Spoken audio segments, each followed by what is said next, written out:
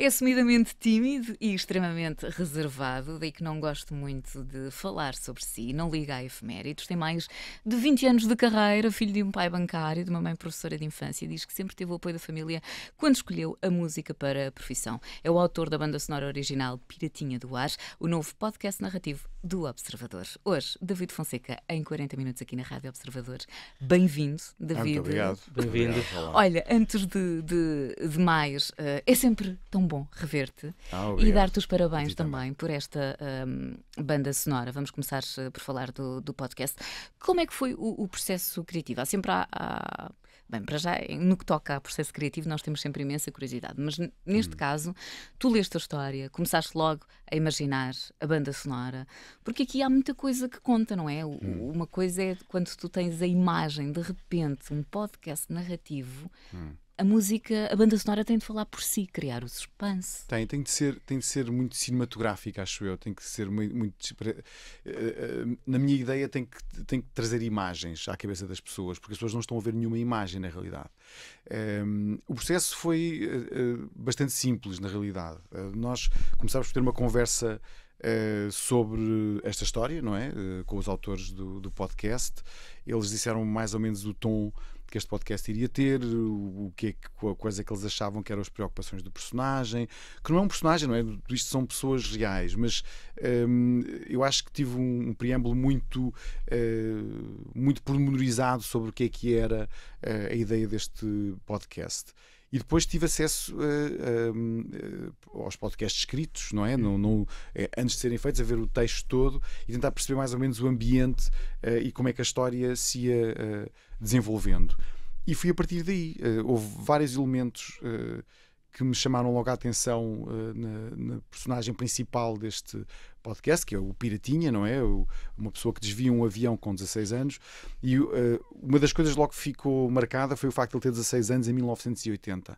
Portanto, eu comecei a imaginar muito como é que seria o mundo dele em 1980. Fui ver que séries de televisão é que passavam em 1980, como eram os genéricos de 1980, que tipo de música que se ouvia nessa altura. E acho que ao fazê-lo tentei entrar um bocadinho na cabeça dele e como é que ele estaria a pensar e de que forma é que ele pensaria neste assunto, nesta ideia de absurda de desviar um avião. E eu acho que há como ele tem 16 anos, há um fator enorme de fantasia metida nisto, só que neste caso a fantasia foi mesmo levada a cabo, não é? Por norma, isto são o tipo de fantasias que um miúdo de 15 ou 16 anos até pode ter, não é? E que fala e comenta, não é? E a pessoa diz sim. Não é? E se eu fizesse acontecer, eu acho isso perfeitamente normal. Não é normal é que leve a cabo depois com a violência que isso acarreta, de ter de facto uma arma de fogo, de ser uma coisa que depois se torna realidade. E isso também confesso que me inspirou muito, que é ele próprio. Um miúdo de 16 anos deve ter havido um momento em que até ele lhe caiu a ficha de que aquilo estava efetivamente a acontecer, em que essa fantasia se torna uma realidade com tudo o que é de assustador. Isso deve ter tido para ele também, não é? Eu acho que nenhum miúdo de 16 anos poderia ter a noção do que estaria efetivamente a fazer até estar a acontecer. E eu gostei muito dessa ideia de ele também ir descobrindo a gravidade da situação à medida que a coisa acontece e de se ver a cabo com um problema cada vez maior e mais violento e mais adulto, digamos assim. Portanto, eu quis que a música inserisse todos estes elementos, os elementos dos anos 80, elementos de muita tensão, e há um momento musical que eu fiz especificamente, onde eu imaginei pura e simplesmente deitado na cama a pensar em tudo isto. Portanto, eu imaginei o que é que seria a música se ele estivesse deitado na cama a fazer o plano, não é? Na cabeça dele, com os pósteres na parede. Eu sei que ele gostava muito de OVNIs, foi uma coisa que me chamou muito a atenção, porque eu também, quando era miúdo, tinha um fascínio enorme por OVNIs, a ideia da vida extraterrestre, não é? Muito por causa do ET, do Spielberg. E mais tarde os Fecheiros Secretos. Exatamente, os Fecheiros Secretos. E essa ideia do desconhecido remetia muito para essa ideia do sonhador enquanto ele estava estava deitado na cama a sonhar com estas coisas, a imaginar uma vida lá fora, enquanto a noite se passava, e quis trazer esses elementos meio noturnos, muito fantásticos, não é? Para mim tudo isto é uma história fantástica, mas que a única coisa que é diferente de uma história de fantasia é que aconteceu. Isso se tornou radicalmente... E a voz da narradora foi importante em todo este processo? A Margarida Villanova faz a narração, é importante tentar coordenar de alguma forma a música com a voz de quem está... No meu caso, neste caso, eu nunca ouvi a história contada pela Margarida antes de fazer a banda sonora, ou seja, eu sabia que era ela que ia fazer, tive em consideração que era uma voz feminina. Okay. Porque acho que isso é um dado muito importante, porque o personagem é masculino, é a pessoa que desviou o avião, é um rapaz, não é?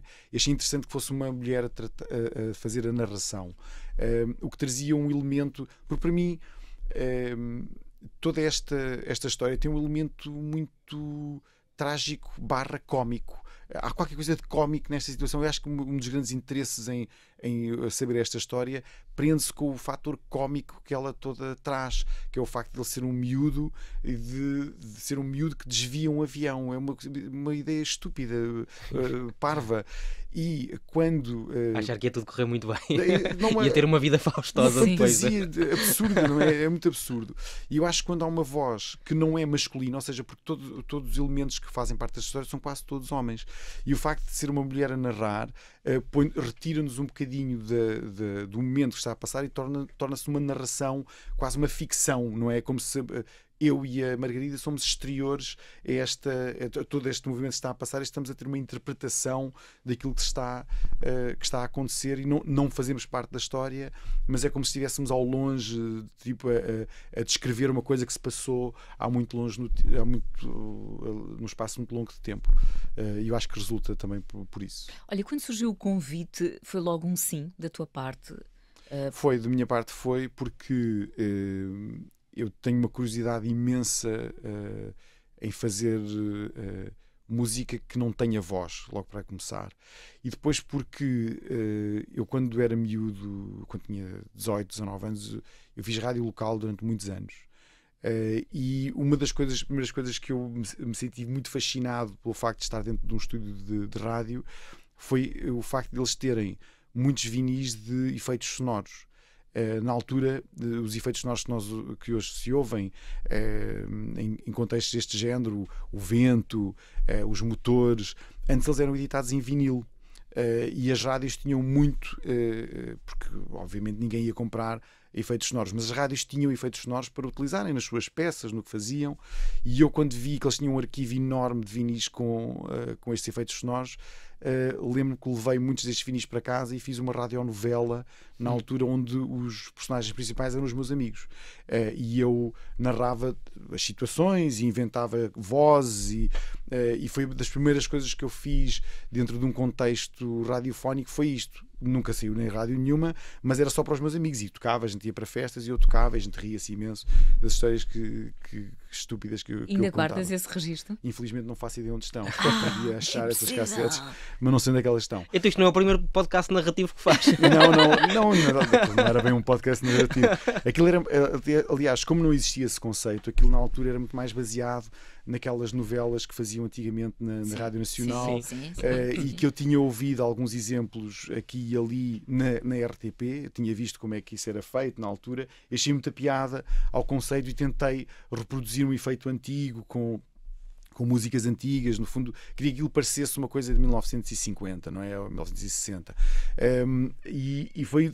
Eu lembro-me de fazer isso e de achar-me um piadão e de ter percebido também o trabalheira louca que dava a fazer aquilo, para fazer aquilo com esses efeitos, com tudo aquilo. Estamos a falar de efeitos gravados em cassete a partir de um vinil, quer dizer, o nível de controle daquilo era muito, muito mínimo. Mas lembrei-me imediatamente, quando me convidaram, lembrei-me imediatamente desse contexto, de ter feito isso nessa altura. Mas aquilo que me seduz é porque, para mim, um podcast hoje em dia, um podcast narrativo, ainda por cima como este não é muito diferente do que fazer uma música para um filme ou para uma série de televisão. Não é, o desafio é exatamente igual, que é tentar trazer um universo, um tom, para dentro de uma história que já está estabelecida, mas depois tentar que ela seja, que ela tenha uma certa coesão através da música, que a música possa ajudar as pessoas a entrarem ainda mais, a perderem-se nessa história.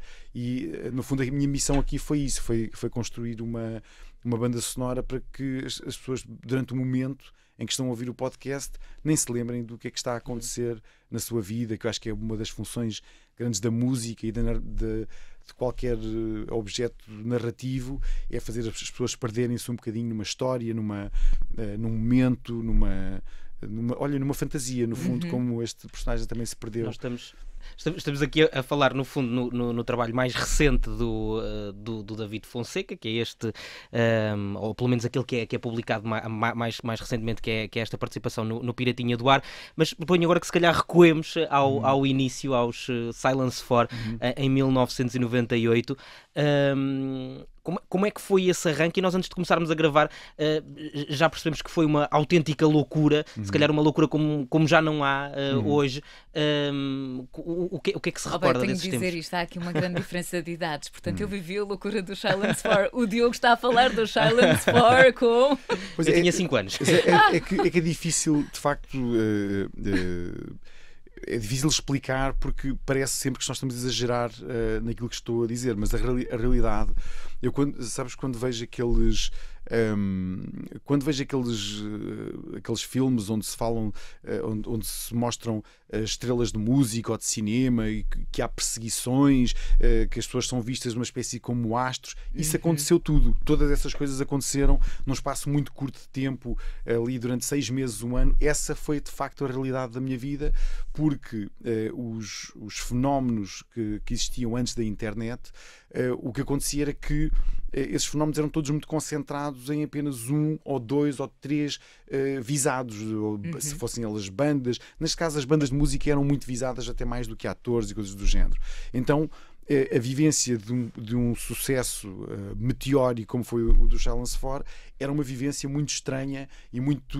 Mas isso era o quê? Era impossível ir a um supermercado? Era impossível ir à rua? Era impossível, literalmente. Ou seja, dava para ir, mas não era possível, e não havia as selfies na altura, não existia isso, mas as pessoas queriam estar junto de ti, havia muita coisa dos autógrafos. E eu lembro-me de histórias, inúmeras histórias de pessoas. Lembro que uma vez um concerto que nós fizemos, se não me engano, na Figueira da Foz, onde houve pessoas que tiveram a correr atrás do nosso carro durante 1 quilómetro, ao ponto de eu dizer: parem o carro, porque eu já não os posso ver a correr, estou a sentir pena, e parem o carro e vamos falar então com as pessoas, porque havia uma loucura sistemática, não havia sítio onde eu ficasse ou não tivesse pessoas à espera cá em baixo. Se fôssemos tocar um sítio, já havia pessoas no hotel à nossa espera há 2 horas. Quando eu descia do hotel, já havia uma comitiva a cantar músicas à porta do hotel. Quer dizer, havia uma sequência de coisas que aconteciam que não me pareciam lógicas de todo, mas que aconteciam. E eu perguntava muitas vezes quando é que aquilo ia parar, porque, para ser muito sincero, era muito incomodativo, não era uma coisa que eu achasse... Mas havia forma de contornar, sei lá, sair com um bigode ou com uns óculos escuros? Eu posso dizer que eu morava na altura em Santos, em Lisboa, e que durante 1 ano entrei com um casaco sempre em cima da minha cabeça na minha casa, porque eu não queria que as pessoas soubessem onde é que eu morava, porque tinha medo que me passassem o resto da vida a tocar a campainha. Então, eu durante 1 ano inteiro, sempre que eu chegava mais perto de casa, punha um casaco na cabeça e vinha o caminho todo com o casaco na cabeça. Era o pânico que eu tinha, porque era para verem que se calhar era totalmente injustificado, mas na altura a loucura que estava à minha volta era de tal forma que era o que me induzia a pensar que se calhar era mais seguro se fosse assim. Portanto, não era, do meu ponto de vista, não era uma coisa muito agradável, nem sequer consigo imaginar porque é que alguma pessoa deseja uma vida daquele género. Porque há muitas pessoas que pensam na ideia de serem famosas, não é? E eu que passei por isso de uma forma intensa, mas muito intensa durante aquele período de tempo, não consigo perceber como é que alguém deseja isso para si próprio. Mas isso também tem a ver com o teu lado mais reservado, não é? Não. Eu acho que é porque eu acho que as pessoas têm uma ideia completamente errada do que é viver no centro dessa atenção. As pessoas gostam de atenção, ponto final. As pessoas acham que isso lhes dá uma certa validação do que quer que seja. É uma doença do nosso tempo, acho eu, a validação. Mas... na realidade, o que traz é uma vida muito artificial, porque é uma vida muito complexa, onde aparentemente o mundo anda muito à nossa volta, o que não é uma realidade, não é? Mas parece que é. E traz-nos, acho eu, uma visão muito distorcida do mundo, e que felizmente eu acho que consegui contornar bem, porque as pessoas que estavam à minha volta na realidade não viviam isso dessa forma. Portanto, eram os meus amigos, pessoas que me conheciam desde sempre, a minha família, e eu não tinha no meu circuito mais próximo ninguém que me tratasse dessa forma. Portanto, era estranho, aliás, era estranho para os meus amigos que isso sequer estivesse a acontecer. Muitas vezes eles ficavam muito espantados. Por que razão é que estas pessoas, por que razão é que às vezes estávamos a comer num restaurante e via pessoas com a cara encostada ao vidro a olhar para mim? Era estranho para eles, não é? E eu dizia, pois é estranho, mas durante uns tempos parece que me vou ter, isto vai acontecer durante uns tempos. Depois há uma pessoa que eu penso muito nessa altura, que é o Mário Barreiros, que era o nosso produtor. Sim. E o Mário tinha atravessado os êxitos, ele tinha sido músico do Rui Veloso no tempo dos Mingos e Samurais. Sim. Foi ele que produziu o Pedro Brunhosa com o grande sucesso que ele teve. Ele acompanhou mais do que um grande sucesso, e ele dizia muitas vezes, isto passa, isto depois passa. As pessoas depois habituam-se à ideia de que tu fazes música e que pronto, e depois esquecem-se disto e depois é tudo normal. E eu dizia-lhe muitas vezes, mas passa quando? Porque está a demorar muito tempo. Porque para mim, mais do que um mês já era muito tempo, eu achava aquilo tudo muito absurdo. Mas pronto, eu acho que foi uma altura, com isto não me estou a queixar, muito pelo contrário, foi muito divertido, porque eu via aquilo um bocadinho como se estivesse a ver da bancada, não é? Eu sentia muito na bancada a ver tudo aquilo a acontecer, e houve demasiadas histórias engraçadíssimas que aconteceram na altura. E o regresso não está previsto? Houve um regresso em 2019, foi o último. Nós regressámos em 2016, acho eu, que fizemos, exatamente, e teve a ver essencialmente com um evento muito particular e muito pessoal da vida de um elemento da banda, que era a Sofia Lisboa, que na altura atravessou por um momento complicado, que ela teve uma leucemia, e foi uma daquelas coisas que acontece na vida, não é? Um momento muito duro na vida dela, e que na altura eu fui visitá-la ao IPO, e estávamos a ter uma conversa, e ela disse-me que gostava muito. A conversa foi tal qual assim: se ela sobrevivesse àquilo, gostava muito de reunir o Challenge 4. E a minha resposta foi: não é se, é quando ultrapassares isto que está aqui a acontecer, nós vamos reunir o Challenge 4. E felizmente foi exatamente isso que aconteceu. Ela ultrapassou a leucemia, aquilo foi um daqueles casos que correu muito bem. Eu acho que o facto da história dela ter sido também tão positiva, eu acho que fazia todo o sentido que ela falasse sobre ela ao maior número de pessoas que ela conseguisse, porque há pessoas que atravessam momentos desses muito complicados, e achei que a história dela era muito inspiradora. O facto de nós juntarmos a banda seria inspirador para muita gente. Conseguimos também juntar muito dinheiro para a Liga Portuguesa contra o Cancro. Portanto, foi uma reunião que, para ser sincero, pouco teve de musical. Ou seja, fez sentido naquele momento? Não... Fez sentido para nós, porque era um momento muito pessoal para nós, o facto da Sofia ter atravessado aquilo e estar ali presente. E posso dizer que dos momentos mais emocionantes da minha vida que eu estive em palco foi ver a Sofia entrar outra vez pelo Altice Arena, que foi o sítio onde nós tínhamos feito o primeiro grande concerto da nossa vida, sem nenhum evento à nossa volta, só do Challenge 4, e vê-la outra vez entrar no palco como o Altice Arena, completamente cheia, e ela dizer boa noite Lisboa. Para mim um dos momentos altos da minha carreira foi isso ter acontecido, e pronto, e daí esse regresso teve a ver essencialmente com isso. Agora, fazer de novo o retorno do Challenge 4 é mais complicado, porque eu sou a pessoa menos nostálgica que provavelmente vocês já conheceram, e a ideia de olhar para trás e de voltar eu sei que a nostalgia é uma coisa muito presente na vida das pessoas, e vejo isso, vejo que as pessoas estamos gostam a viver muito. agora uma fase em que de repente há uma série de regressos, não é? E vemos mesmo isso no mundo do entretenimento, o número de séries que falam sobre os anos 80, sobre alguma coisa que se passou lá atrás. Eu acho que tem a ver com esta ideia do conforto estranho que a nostalgia nos traz, não é? A ideia de que vivemos uma coisa no passado que era muito mais brilhante do que aquela que nós temos aqui no presente. E eu, como a minha personalidade vai quase totalmente contra esta ideia. Eu não acho que os melhores momentos tenham sido no passado. Eu acho que os melhores momentos são sempre aqueles que nós estamos a viver agora. E nem sequer no futuro, para ser sincero, também não acho que o futuro é que vai ser o melhor. Não acho que nós devemos viver o presente da melhor forma possível. Acho que o passado pode ser interessante do ponto de vista de podermos falar nele ou podemos usá-lo como um ponto de referência, mas não um sítio onde eu queira morar. Não tenho interesse nenhum em morar numa coisa que já aconteceu e que já foi, porque sei que vou ter uma sensação muito estranha de repetição e se tenho a certeza que não vai ser a mesma coisa, vai ser uma coisa completamente diferente. Não quer dizer que não seja boa, mas não é exatamente a mesma. Claro.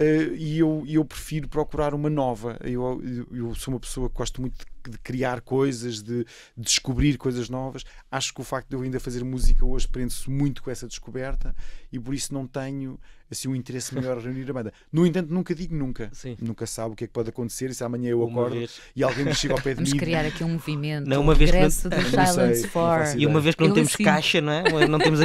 Não sacamos aqui uma caixa. Ficámos a falar do Silence 4, David, e eu fiz aquela pergunta, assim, o concerto. Já agora 2 em 1, para além do concerto, lembras-te do início do Silence 4? Foi algo que, por exemplo, quando vocês foram bater sei lá, várias editoras, não é aquela, se calhar hoje em dia já não é bem assim, porque as coisas já são muito mais fáceis e rápidas, sim, há outras formas e com as redes pessoas, sim. E o digital, não é? Mas, quer dizer, estamos a falar em 98, vocês já estavam a gravar muito antes de 98, como é que foi esse início? Não foi fácil, porque na realidade, para conseguirmos ter música disponível às pessoas, tínhamos de passar pelo processo de estar numa editora, de gravar, de ter acesso a um estúdio. Isso eram coisas que eram extremamente caras e quase impossíveis para miúdos como nós, e isso tornava as coisas muito complexas, o que quis dizer que eu tive que ir bater às portas, literalmente, de todas as editoras que existiam no nosso país. E uma delas, não foi só uma, mas uma delas eu guardo uma recordação muito específica em minha casa, porque todas elas nos disseram que não. E uma delas não só me disse que não, como achava que era impossível aquele tipo de música ter alguma hipótese no mercado. Uma das coisas que falavam era o facto de nós cantarmos em inglês. Aconselhava-me a cantar em português caso eu quisesse que o projeto alguma vez tivesse alguma validação, e eu tenho essa carta ainda hoje emoldurada na minha parede, porque mostra às vezes que o contexto das coisas pode efetivamente mudar. Não é que esta pessoa não pudesse ter alguma razão. Na altura, o contexto musical em que nos encontrávamos dizia que um projeto do Silence 4 não poderia ter de facto grande sucesso. O que aconteceu com o projeto é que nós quebrámos um bocadinho esse molde, acabou por haver muito mais público para este tipo de abordagem musical que alguma vez alguém sonharia, e de repente as editoras passaram a ser uma editora que recusavam qualquer tipo deste projeto para assinarem 20 ou 30 bandas que cantavam em inglês em Portugal, o que também, para ser sincero, não faz muito sentido para mim, mas era a forma como as editoras funcionavam. E ainda hoje funcionam assim, se pensarmos bem. Hoje em dia, quando uma coisa tem um sucesso, não é muito raro as editoras tentarem contratar outros projetos que são semelhantes ao projeto que teve sucesso. Portanto, eu guardo esta carta, a carta que diz que os Silence 4 nunca serão uma banda e que nunca serão uma banda bem sucedida, e eu guardo para me lembrar que às vezes nem sempre tudo parece o que é. Não quer dizer necessariamente que ele pudesse estar errado, mas naquele momento na história ele estava completamente errado e eu estava certo, e ainda bem que não seguia os conselhos dele, entre muitas outras coisas, que era mudar radicalmente todo o projeto para uma coisa completamente diferente e que pudesse se aproximar mais do mercado. E no fundo aquilo que ele me diz é que às vezes uma pessoa tem mesmo, eu sei que é uma daquelas coisas que as pessoas dizem que parecem um conto de fadas, mas às vezes uma pessoa tem mesmo que ouvir o coração. E foi mesmo isso que eu fiz na altura. Olha, e o melhor concerto, assim, um concerto que guardes com muito, muito carinho do Silence 4? Olha, eu guardo muitos, obviamente guardo o primeiro que fizemos no Altice Arena, porque foi o primeiro grande que fizemos em nome próprio, mas honestamente o concerto que eu mais me lembro do Silence 4, que me lembro muitas vezes, foi do primeiro, porque o primeiro é o primeiro. Antes disso nunca tinha tocado ao vivo em lado nenhum. O Silence 4 foi a primeira banda que eu tive, portanto eu nunca tinha subido a um palco na minha vida, nunca fiz parte de nenhum grupo de teatro, nunca fiz nada disso. E lembras-te do que é que estavas a sentir antes de subir a palco? Lembro. E lembro-me perfeitamente lembro-me exatamente do que eu disse aos meus colegas da banda, porque eu sentia-me extremamente calmo e estava calmíssimo. E nós tínhamos esgotado o sítio, que era o Orfeão de Leiria, e para nós esgotar um sítio, uma banda que nunca ninguém tinha ouvido falar, que nunca ninguém tinha ouvido um som praticamente, tínhamos lá 300 pessoas para nos ver, para nós era como estar a tocar para 30 mil, não é? E eu lembro-me de estar muito calmo à espera da hora, então já podemos entrar, muito calmo, e disse isto aos meus colegas, tipo, eu estou tão calmo que parece que nasci para fazer isto. E lembro-me de pensar neste tipo, estou calmo demais. E até hoje, curiosamente, não há um concerto onde eu me sinta minimamente nervoso. Eu sinto que eu estou onde é suposto estar. Porque não tenho aquela coisa que as pessoas sentem, os nervos de entrar antes do palco, de sentir uma certa ânsia. Eu não tenho isso dentro de mim, de todo. Há situações da minha vida onde estou muito mais nervoso. Tipo o quê? Sei lá... geralmente em coisas desconhecidas, não é? Se eu tiver que fazer uma coisa que não estou muito ciente do que é, sei lá, se me disserem que eu tenho que ir fazer windsurf, ponho muito mais nervoso do que ter que subir a um palco. E eu sei que há uma piada que o Seinfeld uma vez contou, que eu acho muita graça, que as pessoas perguntaram-lhe do que é que têm medo na vida, o que é que têm mais medo. E estatisticamente as pessoas têm medo de duas coisas na vida. Em primeiro lugar, falar em público. Falar coisas em público. Em segundo lugar, a morte. E ele brincava com isso porque dizia que as pessoas no funeral preferiam estar a fazer o elogio à pessoa morta, preferiam estar mortos do que estar a fazer o elogio à pessoa morta. É uma piada muito engraçada. E eu acho que essa coisa do medo de estar em público, de estar em cima de um palco, é uma coisa que eu efetivamente não tenho. E não tenho.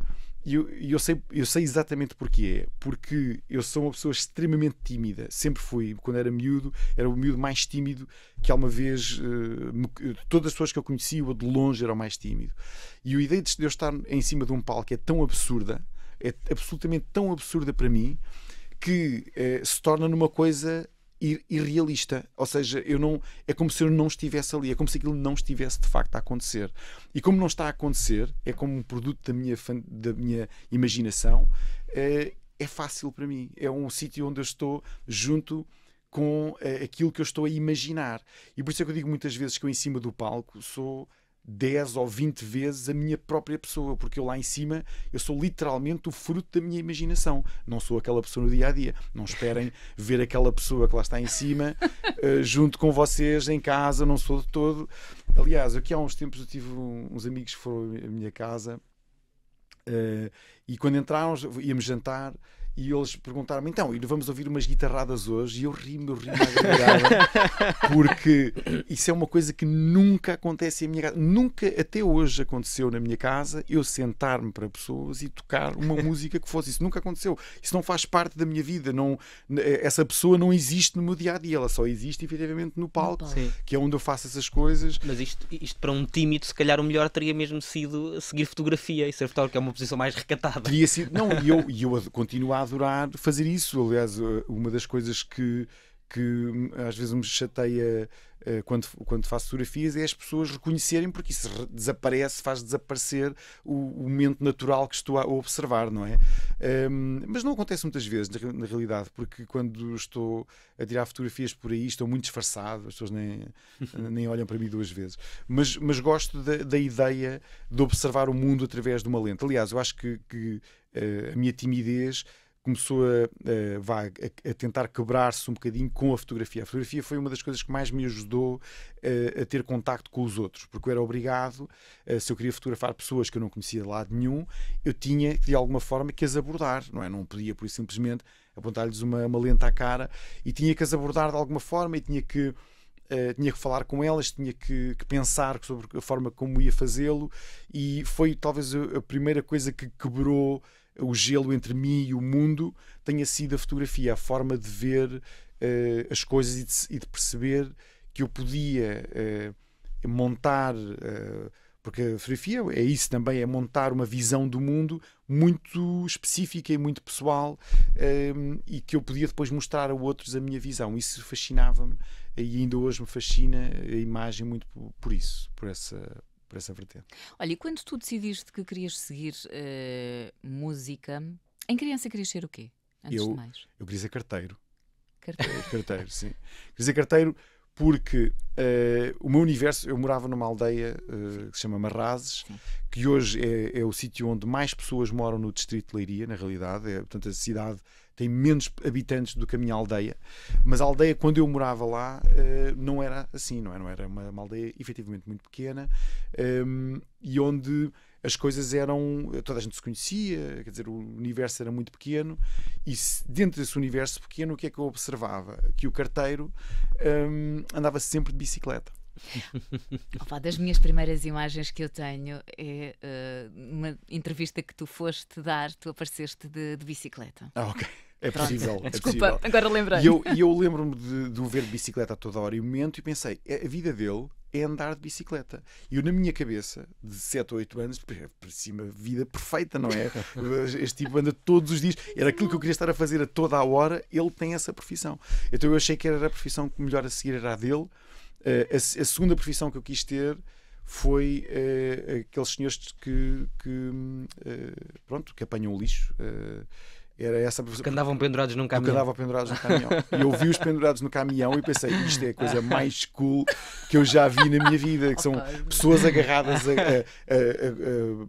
carros enormes e que andam de um lado para o outro. Parecia-me, é como se andassem no carrossel, não é? Parecia um carrossel. E o único senão disto, dizia, o único senão é terem que apanhar lixo e pôr-no ali. Eu achei isto o máximo. Isto não é, E no meio disso o cinema aparece quando?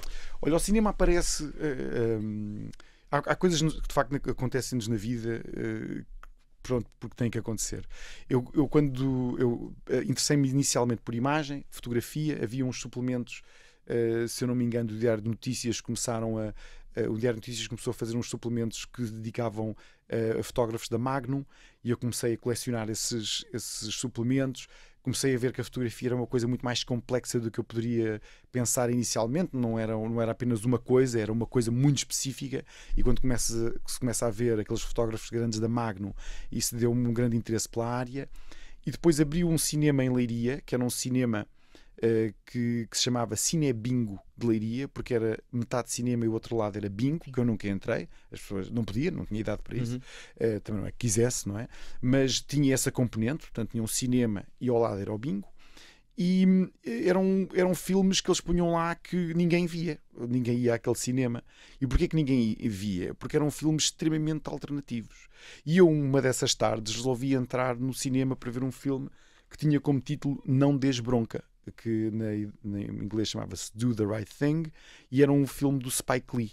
O Spike Lee é um dos grandes realizadores norte-americanos, um dos primeiros realizadores a mostrar uma realidade da comunidade negra americana completamente diferente daquela que eu alguma vez tinha ouvido falar.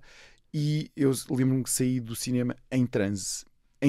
Para mim, eu tinha acabado de entrar aí sim entrei numa montanha russa. E lembro-me de quando saí de lá, pensei, isto interessa, mas não sei porque é que me interessava, e comecei a ir a esse cinema sistematicamente e comecei a ver muitos clássicos de cinema. Foi lá que eu vi o segundo filme do Spike Lee, que foi um filme sobre jazz. Agora esqueci-me do nome do filme, estupidamente. Mas acabei, eu lembro, por exemplo, de sair de lá e ir diretamente à loja de discos comprar a banda sonora desses filmes, porque ficava hipnotizado por tudo aquilo. E foi aí que eu percebi que o cinema tinha um peso muito grande na minha vida, e comecei a ver filmes ininterruptamente. Todos os filmes que eu conseguia. O que em Leiria era complicado, não é? Porque não havia assim tanta oferta. O filme do Spike Lee chamava-se Mo Better Blues, lembro-me agora. E cheguei a um ponto em que, de facto, a única forma de ver cinema era, de facto, mudar de cidade. E quando vim aqui para Lisboa estudar Belas Artes inicialmente, comecei a ir mais ao cinema e, a certa altura, fiz-me sócio de um clube de vídeo e passei noites e noites, mesmo quando estudava cinema. Não me digas que era o Paulo 70. Não, eu nem me lembro do nome do clube de vídeo, mas era um clube de vídeo que ficava mesmo ali no Bairro Alto, e que a escola também de cinema era no Bairro Alto. Então eu quase dia sim, dia não, eu alugava cerca de 2 cassetes, que eram cassetes de VHS nessa altura. E um amigo meu tinha um leitor de vídeo que era agarrado com a própria televisão. Portanto era uma coisa muito pequenininha, não é? E eu todas as noites chegava depois da escola, jantava e punha essa televisão em cima da minha cama. e punha a VHS e punha literalmente a televisão entre as pernas, e foi lá que eu vi os clássicos todos do cinema, que em Leiria não tive hipótese de ver. Foi lá que eu vi os Padrinhos todos da vida, os filmes do o Dune, todos os filmes do David Lynch, os filmes do Ridley Scott. Depois comecei a ver os Hitchcocks da vida, os Renoirs. Quer dizer, foi aí que eu comecei a ter, eu sentado na minha cama com uma televisão pequenina, e depois comecei a ir à Cinemateca, comecei a ficar um louco do cinema, e foi aí que o cinema entrou de facto de uma forma muito, muito dura na minha vida, dura no bom sentido, e acabei por fazer mesmo o curso de cinema. Foi essa a minha formação. Só voltar aqui atrás, porque há pouco eu deixei aquela pergunta. Quando tu disseste aos teus pais que querias seguir este caminho artístico, não é? Da música, qual foi a reação dos teus pais? Aceitaram? Disseram, claro que sim, vai, segue. Eles aceitaram, mas ficaram muito céticos, porque na realidade eu nunca lhes disse eu quero ser músico, porque eu também nunca quis ser músico, seria uma mentira. Eu nunca lhes disse que queria ser músico, aquilo para mim era um hobby. Aliás, os Silence Force para mim foram um hobby, mesmo durante os anos que nós fizemos a banda. Eu estava sempre a pensar que a qualquer momento ia sair dali e ia fazer outra coisa. Não tinha naquilo... Mas na família já havia outras pessoas ligadas, sei lá, ao cinema, quer dizer, ou à música? Ou à fotografia? À música havia. A minha mãe cantava, a minha mãe era professora, há bocado que era de infância, era professora primária, e ela cantava muito em festas de professores. Ela de facto cantava bem. E cantava muito bem. A minha mãe ainda hoje canta muito bem, e depois os meus pais fizeram parte de coros, mas a minha mãe, lembro-me de uma das recordações que eu tinha de infância, era a minha mãe a cantar fados de Coimbra, músicas do Zaba, em festas de professores, onde havia sempre um momento em que a minha mãe saía do pé de mim e subia para um palco e cantava. Não era envergonhada como o filho? Não. Eu só de pensar nisso... Para vocês verem o quanto era envergonhado, eu estudei a minha primeira... Quando fui para a primeira classe, eu fui estudar para a escola onde a minha mãe dava aulas, mas a minha mãe escolheu não ser minha professora. Disse que achava que não devia ser minha professora, porque eu devia ter uma professora diferente, que ela era minha mãe e a professora seria outra. Eu só descobri isto no primeiro dia de aulas. Eu não sabia que a minha mãe não ia, porque eu não sei porquê, ela nunca disse que ia ser minha professora, mas eu pressupus, como ia para a escola dela, assumi que ela ia ser minha professora. E quando descobri que ela não ia ser minha professora, foi um choque, foi um dos traumas da minha vida, foi não ter sido ela. E durante o primeiro ano, isto não é brincadeira, do primeiro ano, a primeira classe inteira, eu não fui brincar com os meus colegas de turma uma única vez. Sério? Então como é que tu passavas o recreio? Sentado sozinho ao lado da minha mãe na sala, e a minha mãe sempre a dizer-me: sai daqui, David, a ralhar comigo, e eu a brincar lá com coisas da sala dela e não sei o quê, mas nunca ia. Até um dia houve um miúdo veio ter comigo e disse-me: vamos jogar à bola, e a minha mãe, vai! E eu lá fui, foi assim. Portanto, era o nível de timidez que eu tinha. Eu estava literalmente agarrado às seias da minha mãe. Mas ouvi dizer que tu nem sequer, tu nem gostas de futebol, pois não? Agora pegaste no... Não, eu odeio, não ligo nenhuma, não tenho clube, nunca me interessei por nada de bola.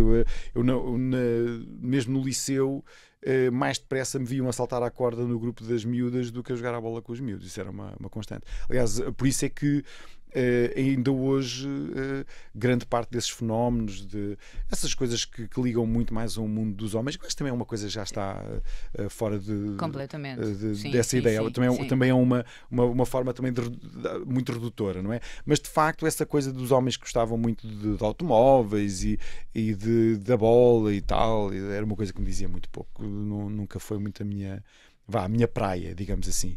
E eu acho que o mundo da arte fez com que também pudesse descobrir o mundo de uma forma um bocadinho diferente do que essa, e depois acabou por nunca me ligar. Mas já fui ver jogos em estádios e tudo, que eu tenho amigos que são loucos por bola e por equipas específicas, e arrastam-me para lá, e eu acho tudo ótimo, e torço pela equipa deles e tudo, e grito, que é para não fazer parte da turba, não é?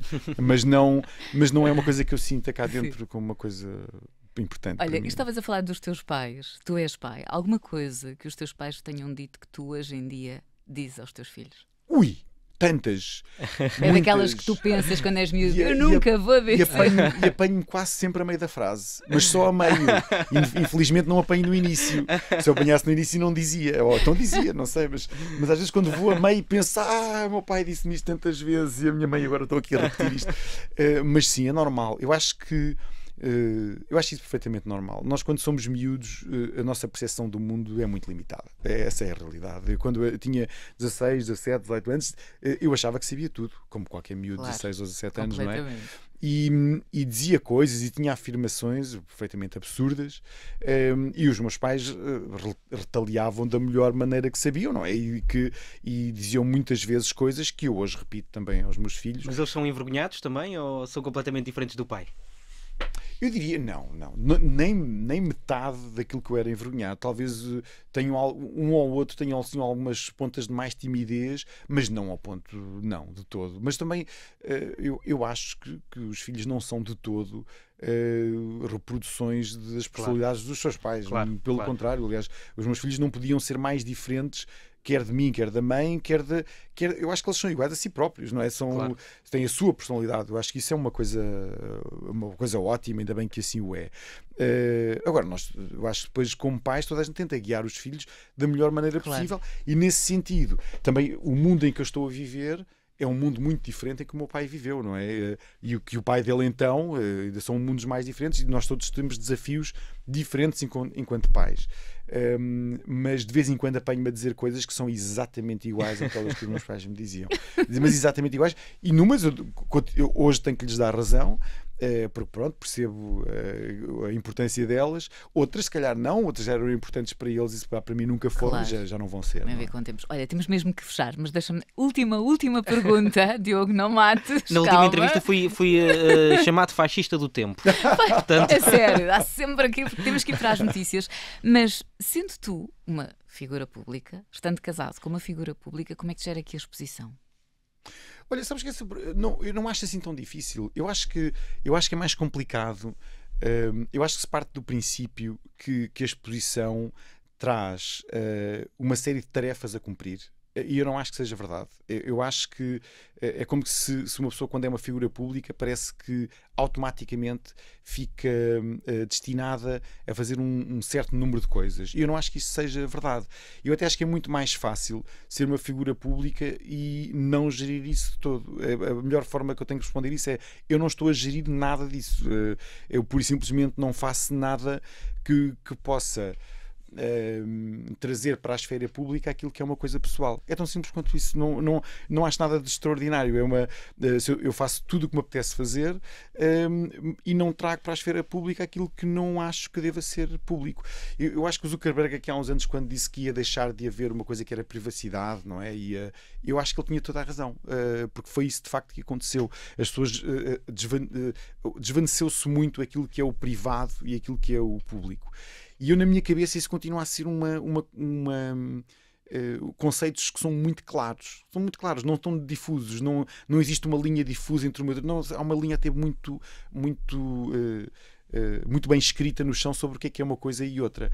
E sabendo bem a diferença entre uma coisa e outra, é muito fácil gerir isso. Não acho que isso seja uma dificuldade. Pelo contrário, até acho bastante simples. Há muitas armadilhas, de facto, onde uma pessoa pode cair, mas não acho que sejam assim também tão fáceis de cair. Acho que é mais fácil não gerir isso do que tornar isso um problema, honestamente. Olha, onde é que nós podemos encontrar agora? Olha, eu agora estou a fazer a digressão do meu disco. Vou andar um bocadinho por todo lado, aí por todo o país. Não sei nunca as datas de cor, mas sei que elas estão algures no meu site.